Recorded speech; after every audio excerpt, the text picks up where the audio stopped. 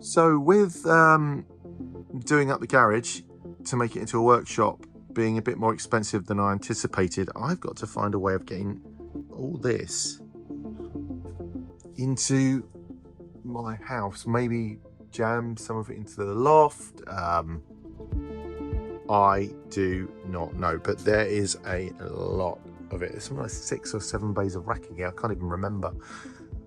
So yes, with regards to making videos, I can't wait anymore. So I'm setting up in the dining room in my house, which, as you can imagine, is a joy for my family, because they really did think they'd seen the back of me and scurry funged me. So yeah, far from the workshop build that I was hoping to bring you.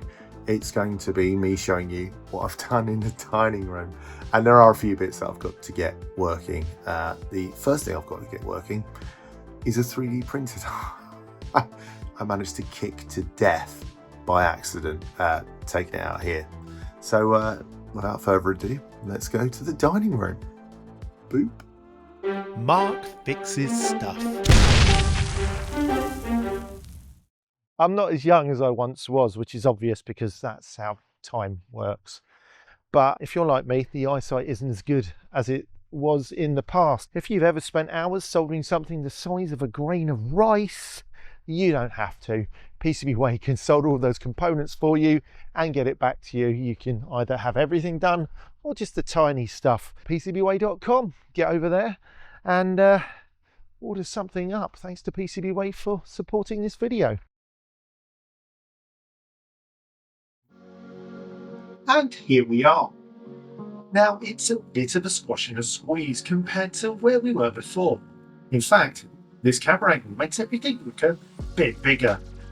And what's not to love about that? But with a budget for what I want to do standing at bugger all, we've had to squeeze 5 times the equipment into 1/5 of the space. But squeeze it in we have, into a space which is barely big enough to swing a cat. There are some notable exceptions to the equipment that we're able to set up, but at least we do have a 3D printing capability. Over on the workbench, we've got our old friend, the 4:3 aspect ratio LCD test monitor. I have an HDMI monitor connected to the camera, which makes it handy for soldering videos. I don't have to stand up and look at the back of the camera. We have lighting for filming, and the worst plastic rack that I've ever experienced in my life. The idea was that it could hold some tools, but put a feather on there and it starts to buckle. I mean, it's just rubbish, but it is going to be replaced. Now, I love different filaments, and I also love a massive rack, so when I saw this massive filament rack, I couldn't say no, although even this rack isn't big enough for me. And we've got some spillage on the top of this other rack. Maybe I should just stop buying filament for a bit. Yeah, not going to happen. This rack only contains things I haven't sorted elsewhere. Most of these things can go into components or tools boxes. I really just need to get around to sorting everything out. There's fuses, nuts, bolts, knives, small hand drills, you name it. It's got to be done. And on the floor, there's even more stuff that I've got to make disappear big time.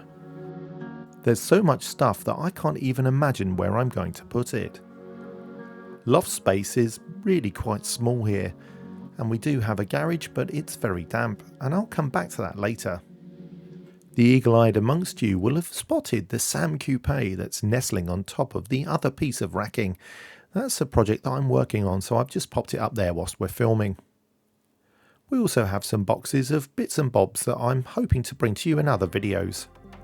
And whilst I've been away, I haven't been idle. I've been sorting out my storage. Somewhere to put my small parts, my soldering stuff, my double entendres, although I don't know what they are. I also have some dapper diodes, some capacitors, and of course, some resistors. You thought I was going to be rude then, didn't you? This is where I like to pop my sticky bits, with some lovely lubrication on top. Okay, I'll stop now. Whilst I've been unable to make videos, I've been doing quite a lot of 3D printing, specifically for things to support my retro endeavours. I've been using the A1 Mini, which is fabulous, but I also have this Creality K1C, which isn't really a great printer out of the box, and I made some upgrades. Unfortunately, I damaged it whilst I was moving it. In fact, I booted the control panel so hard by accident that I tore the ribbon cable off. It was there 1 minute, then it was yeeted into the sky, and it took me an hour to find it. I have bought the spare part though, so I thought that maybe we can quickly fit this and get the control panel working. Once that's working, I'll show you around a bit more and tell you what my plans for the future are. Before we move the printer, let's put the control panel safely to one side. And then using all my massive amounts of core strength, we'll lift this printer up and pop it over on the workbench. And yes, I'm aware it's just my dining room table. I don't want to scratch our printer, so let's pop down a lint-free cloth. And because we're going to be laying the printer down on its back, we need to grab the filament holder, yank it, crank it, and pull it out. That's better. One of the reasons that I've needed to get all this stuff out of storage is that it was very expensive, and I suspect it's because they provide you with all this free dust over everything. I'll be sure to clean this all off so we can put some of our new dust on top. We carefully place the printer on its back. Now, because of where the cable's coming from, I'm assuming that the board is in the base. I hope it is. So let's try and take this panel off. There's two of these visible screws. Using a 2mm hex bit, I remove the screws. And yes, I'm fully aware that I'm using an impact driver to do this, but I am going very slowly. There's also similar screws and washers which seem to be holding on the four corners. So let's remove those.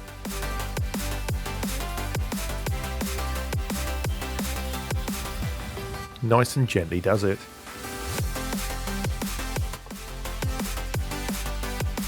Whilst I'm loving the A1 Mini, there are some filaments that you can't print on it. Really, you need a chamber to keep the heat so that the prints come out nicely, and that's what I'm going to use the K1C for, even though its print quality isn't the best. With the four screws removed, we can take off the plate. But we need to be careful because there's a fan which is plugged into the board, and some more of that free dust. We can just unplug this because the only socket we'll go into is the one it fits into. The one next to it is a 2-pin. I find it weird that there's an automotive fuse on the board, but anyway, that's disconnected. And as we thought, that ribbon cable just seems to go straight through and plug into the board. It goes into this FPC or FFC flip connector. But no matter how much I tug, I can't seem to get it off, and all I want to do is pull it out. There seems to be something sticky inside the hole, so I slip in my fingers to see if I can get some release. And release it does. I'm trying to get the cable through the hole before I release it from the FFC connector. Unfortunately, it's torn, but that doesn't matter because the cable was broken anyway, but I do know that I need to be really careful with the new replacement. Now I can remove the rest of the cable from the FFC connector by flipping up this lever. That releases the cable and allows us to remove it easily. There were a couple of options when ordering a new cable, so I'm not entirely sure if I've bought the right one. There's a cable for the K1, the K1C and the K1 Max. It does seem to match though. Although there seems to be a different end on the one that we've bought, and that's given me some hesitation. Let's have a look anyway. It certainly does look the same apart from that end. And if we look on the back, there's a sticky tape. Gently feeding the cable through the case, I take care to avoid the plastic strut that I need to stick it to, and also these drive belts. Knowing that this thing's fragile does make it a bit more awkward, but I think we get it through properly in the end. Before we remove the adhesive backing, I think we'll just do a dry fit to see where that needs to stick. Okay, let's go for it. We'll pop it into the FFC connector and flip that down to hold it in place, ensuring that the white line is parallel to the clip itself. And with that in, I think I've solved the mystery of the extra end on the cable. It looks like the end of the old cable is still stuck in the screen. There doesn't seem to be anything in it at all though. It's quite difficult to get out, but once it is out I can see it is actually exactly like the end of the cable that we've bought. So that's good news.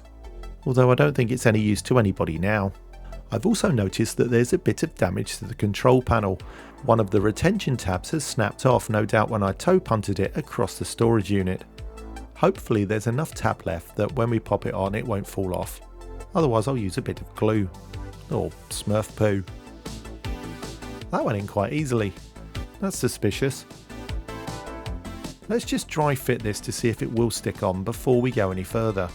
And yeah, I think that's going to be fine. Before I remove the backing off of that adhesive pad, I really want to work out exactly where it's going. I hate a mystery, so tell me everything you know. Okay, so there's a black plastic ledge in here and it sticks on the top. Should be easy. Famous last words.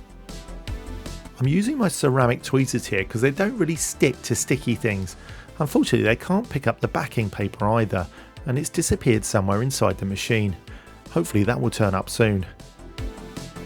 And slipping in both my fingers, I can feel that the sticky stuff has done its job. Excellent.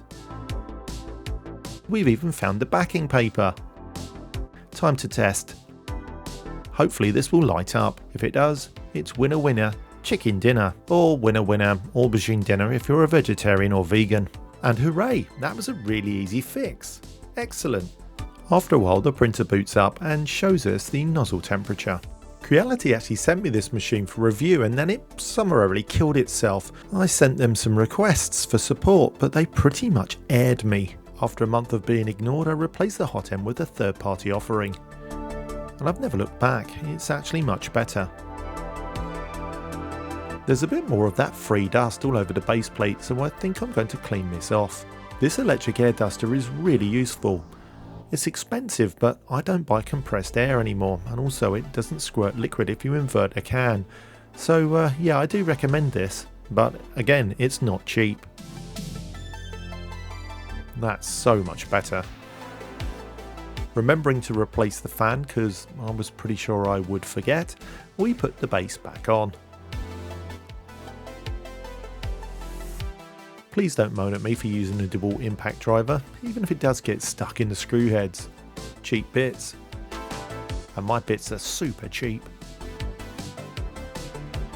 That's all 4 feet on, so let's put this back where it's going to live. Because it's not a bed slinger, it should be okay being on this cheap wobbly racking. And it's all done. Hang on. A little final adjustment and it's all done. Nice. Shame about all those fingerprints all over this plastic. Ah, lovely. And let's clean up the rest of the printer whilst we're here. Cue Benny Hill music. We also need to provide it with some power, which means I've got to route a cable behind all of the other stuff. And here comes the big sexy power on. Lovely! The K1 comes from Creality's phase of trying to ape Bamboo Labs, and whilst the K1 does look a bit like its Bamboo Labs brethren, it's all flash because it's not quite there technologically. That being said, if you upgrade the hot end and use the B plate instead of the provided A plate, you'll get some decent prints out of it. Because this has been sitting in storage, the filament inside the machine has gone brittle, and that's no good. So we've got to get that out. It's a bit of softly catchy monkey here. I'm using a pair of cutters because actually the cutting blades grip a lot better than a pair of grips. Ironic, I know, given the name. But I've heated the hot end up to 190 degrees And now I'm gently pulling this carbon fibre filament out. And with a final tug, everything comes out. So there you have it. I'm back. Not with a bang, but with a crumbs. I'm not sure I can fit into this tiny space, but I do have a space, and that's more than a lot of people. However, I do have some grand ambitions, and a few people who I trust told me to start a GoFundMe. Now that sort of thing isn't really in my nature, but I'll tell you the problem. This is the van, and oh my goodness, this stuff isn't even in the house yet. There's a lot of good things here. Around the other side, the story's the same. Lots of tools, consoles and projects. There's an incredible amount of exciting content here for me to make on the channel, which I'm looking forward to. Sony, Nintendo, Atari, Amiga, BBC Micro, ZX Spectrum, you name it. And that's just through the back side doors, because if we go round the back of the van, well, it's half full again, and there's another 4 van loads in storage, with a lot of it being my tools and microscopes. What I do have is a garage, and it was my plan to convert this garage into a filming workshop. Because we're next to some boggy marshland, in the winter this area gets very cold, and in the summer it gets very humid, meaning destructive levels of damp. It was the plan to have this properly lined, and then some electric heaters installed to keep the damp at bay. Unfortunately, priorities in the house, such as having to have a floor and the bathrooms not working, took away all that budget. We also had some really restrictive covenants, which meant the local council needs some extra reports. The roof needs doing, and the electrics are, well, pretty much everything running off of a single plug. Yes, this double socket is running off another single plug, as is all this lighting. Anyway, that's a dream for another day, and one that I hope you can help me achieve. But I do realise I've been very lucky and I'm not entitled to anything. A man can dream as he waddles off through his back gate that's a bit rotten. Now, I'm under no illusions that this is going to go anywhere, especially after everybody was so generous after the house fire. Now that I'm in my forever home, I hope you can appreciate I do have some plans going forward. If it wasn't for leaky showers and floors thwarting them. Also, big shout out to the local council. What absolute. With all that said, I'd like to say thank you so much to my patrons, those who are with me and those who stuck around for far too long when they shouldn't have. But I am back. Maybe some of you will return, but I'm looking forward to building everything back up again. Get to a point where I can have things like the laser cutter and the resin printer out in a home of their own, so we can tackle some really big projects. I also have a pillar drill and that massive ultrasonic cleaner, which I'd like to use for cleaning up things like this, for example. Yes, a barbecue BBC Micro. And inside it's as bad as it is outside. I think it can work, even though the board is completely covered with soot. We might be able to get that working, but I do need a home for the ultrasonic cleaner to be able to do that. Lots of other projects on the way. So I think that's it. If this is your first time on the channel, smash that subscribe and click to get all of my releases. Releases are going to be a lot more frequent now. I've shared a list of upcoming projects with my patrons, so if you want to join us over on patreon.com/markfixesstuff, and get some early access to those things, and also, I don't know, just help me on this journey and let's save some retro together. Anyway, this is me, Mark from Mark Fixes Stuff, signing out, reminding you, if it ain't broke, don't fix it.